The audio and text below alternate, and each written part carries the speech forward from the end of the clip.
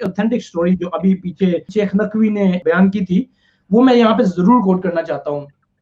इसलिए करना चाहता हूँ कि हमारे नॉलेज सीकिंग के हवाले से, हमारे दीन का इल्म हासिल करने के हवाले से हमारे हालात बड़े कमज़ोर हैं। और स्पेशली कुरान की जब बात आ जाती है, वो कहते हैं ना कि कुरान जब नमाज़ पढ़ते हैं तो आँखें बंद करके नमाज़ पढ़ो तो खुशू आता है। तो वो एक इमाम बता रहे थे कि जब वो क्रिश्चियंस थे ना, तो तब उनको चर्च में ये बोला जाता था कि you have to close your eyes, अगर आप ये चाह रहे हैं ना कि आपको सुकून मिले, you please yourself in front of Allah, in front of your God. तो कहता था कि हमें चर्च में बताया जाता था कि आप ना आंखें बंद करो, आपको सुकून मिलेगा। तो इस तरह you have to pray to God. तो कहता था हम आंखें बंद करते थे ना, तो हमारा सारा हमारे हमारे जायदाद वगैरह सब लेके भाग जाते थे। हम जब आंखें खोलते थे तो वो काम ही सारा खराब हुआ होता था, सब लोग लेके भाग जाते थे। तो ये और इसलिए जो है मतलब हमारा भी दीन हमें जो है ये चीज नहीं सिखाता कि आप आंखें बंद करके नमाज को पढ़ें। नमाज हमें आंखें खोल के नबी करीम सल्लल्लाहु अलैहि वसल्लम ने बताई है। तो बहरहाल बात ये करने की बात है, हम कुरान को अगर हम खोलते भी है ना, तो हम लिटरली आंखें बंद करके उसको पढ़ रहे होते हैं। हमें नहीं पता होता कि यार उस कुरान के अंदर हम क्या उसके अंदर अल्लाह ताला हमसे कहने का क्या चाह रहा है। एक छोटी छोटी चीजें जो हमारी जिंदगी के मामलात के अंदर होती हैं, हमें उन चीजों का इल्म नहीं होता। क्यों नहीं होता? क्योंकि हम सिर्फ इस कुरान की जो तालीम है उसको नहीं देख सक रहे होते। एक छोटी सी सूरत सुभान अल्लाह, सूरह इखलास, जो हर नमाज के अंदर हर मुसलमान मतलब मोस्ट ऑफ द मुस्लिम्स उसको पढ़ते हैं, और 5 वक्त पढ़ते हैं और सालों से पढ़ रहे हैं। ये इस तरह के हालात हैं हमारे, जो कहने वाला सुनने मतलब इस तरह के हालात हैं हमारे। लेकिन अनफॉर्चुनेटली वो इतनी छोटी सूरत है, हमें उसका भी मतलब नहीं पता। अगर अभी पूछ लिया जाए ना सामने खड़ा करके अपने घर वालों से ही, तो हमारे घर वालों के अंदर ही ऐसे लोग मिल जाएंगे कि यार उनको कुल हुवल्लाहु अहद का मतलब नहीं पता होगा।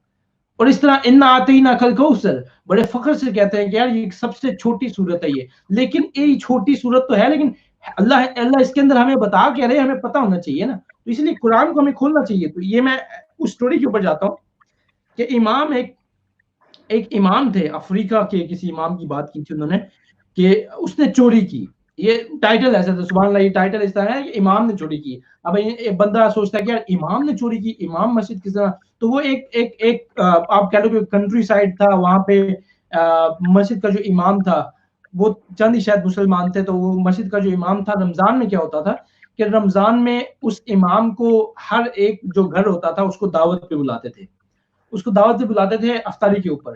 तो ये एक उस जो भी विलेज था उधर का एक प्रैक्टिस इस तरह करते थे वहां पे लोग। तो वहां पे इस तरह इमाम साहब की बारी, एक घर, दो घर, तीन घर इस तरह लगी। तो एक घर में क्या हुआ कि एक खातून ने अपने पैसे रखे थे रूम के अंदर, और इमाम साहब को उसी रूम के अंदर इफ्तारी वगैरह कराई। जब इमाम साहब वहां से चले गए तो वो खातून उधर अपना बैग ढूंढने लग गई। वो पैसे, जहां पैसे पड़े थे उस बैग को ढूंढने लगी, और उस खातून को वो पैसे नहीं मिले, बिल्कुल नहीं मिले। और फिर मतलब ऑफ कोर्स वो इमाम है, वो किस तरह मतलब कि वो सोच नहीं सकते कि यार इमाम ने हमारे पैसे ले लिए। तो वो काफी ढूंढते रहे, नहीं मिले, और उन्होंने किसी को बताया भी नहीं, क्योंकि इमाम था, उसकी एक रिस्पेक्ट थी। तो उन्होंने इस चीज को बिल्कुल ना गलत कर लिया। लेकिन वो जो आदमी था, उसका खावन था, उसके दिल के अंदर ये एक जो है ना वो आ गया, उसको क्या बुगस टाइप आ गया कि यार इमाम ने चोरी की, मैं उसके पीछे नमाज पढ़ता हूँ, हम उससे सीखते हैं, उसने मेरे घर आके चोरी की। तो सुभान अल्लाह, एक पूरा साल ऐसे हुआ कि वो इमाम से ना नजरें चुराता रहा, और साइड से होके था ना, एक इंसान को हम पसंद नहीं करते तो हम कोशिश करते हैं कि यार इसको अवॉइड करें, हम साइड साइड से होके ना। तो वो नमाज पढ़ता था, जल्दी से निकल जाता था और साइड पे अपनी नमाज पढ़ के इस तरह एक पूरा साल गुजर गया, तो साल का पीरियड गुजर गया, और अगला रमजान आ गया। तो सुभान अल्लाह, वो दोबारा एक प्रैक्टिस आ गई जिसमें इमाम साहब को हर घर के अंदर अफ्तारी के लिए बुलाया जाना था। तो वो जब जब उसी शख्स की उन्हीं मतलब उनके घर की बारी आई अफ्तारी की, तो उसका जो हस्बैंड था वो मना कर रहा था कि नहीं, हम नहीं बुलाएंगे, इन्होंने हमारे घर में चोरी किया, हम कैसे बुला सकते हैं इस शख्स को। तो उसकी बीवी ने उसको जो है ना कन्विंस किया कि नहीं, कोई बात नहीं, छोके छोड़ दो अब इस बात को। तो कन्विंस होके वो इमाम को जो है ना बुला लिया वो घर के अंदर।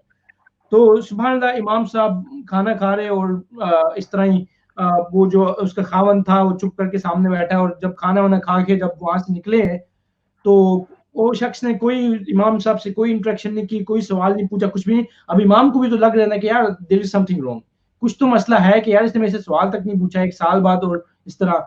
तो उसने इमाम ने उससे पूछ लिया कि क्या मसला क्या है? मतलब मैं तुझे देख रहा हूँ कि तूने मेरे से सवाल तक नहीं पूछा, कोई अच्छा तेरा रवैया नहीं था, प्रॉब्लम क्या हुई है?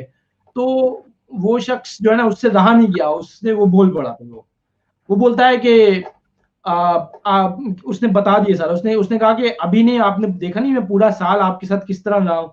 तो उसने फिर बताया कि पिछले साल जब आप आए थे मेरे रूम के अंदर पैसे पड़े हुए थे, जब भी आप गए और उसके बाद से हमें पैसे नहीं मिले। वो इमाम रोने लग गया। वो सुभान अल्लाह, इमाम साहब वहां रोने लग गए। और इमाम साहब जो है ना थोड़ी देर के बाद इमाम साहब कहते हैं वो पैसे मैंने लिए हैं, मैंने उठाए हैं वो पैसे। अब वो उसकी बीवी जो उसको कन्विंस कर रही थी कि यार नहीं यार ये इमाम है हमारे, ऐसे नहीं हो सकता या जो भी है, तो वो भी शौक हो गई जो पर्दे में खड़ी थी। और ये आदमी भी जो है एकदम हैरान हो गया कि यार ये कैसे कन्विंस कर रहे हैं हमारे सामने। तो इमाम जो है कहता है मैंने ही पैसे वहां से उठाए थे। अब इमाम साहब कहते हैं कि मैं आपको असल स्टोरी बताता हूँ कि हुआ क्या था उस दिन। इमाम साहब कहते हैं कि मैं रोया इसलिए नहीं रोया कि मैंने पैसे उठाए थे, मैं रोया इसलिए हूं कि आप लोगों को पैसे मिले नहीं। वो कैसे? उसने बताया कि जिस रूम के अंदर तुमने मुझे बिठाया था वहां पर खिड़की खुली थी और हवा बहुत तेज चलने की वजह से तुम्हारे पैसे पड़े हुए थे वो उड़ने लग गए। तो तुम वहां मौजूद नहीं थे, तो मैंने वो पैसे इकट्ठे करके मैंने कुरान पढ़ा था, उसके अंदर वो पैसे रख दिए और फिर इस तरह ही मैं वहां से चला गया। खाना खाने के बाद मैं वहां चला गया। मैं रोया इस वजह से हूँ कि 1 साल गुजर गया, तुम लोगों ने कुरान को नहीं खोला, कुरान को खोल लेते तो तुम्हारा मतलब पैसे भी तुम्हें मिल जाते।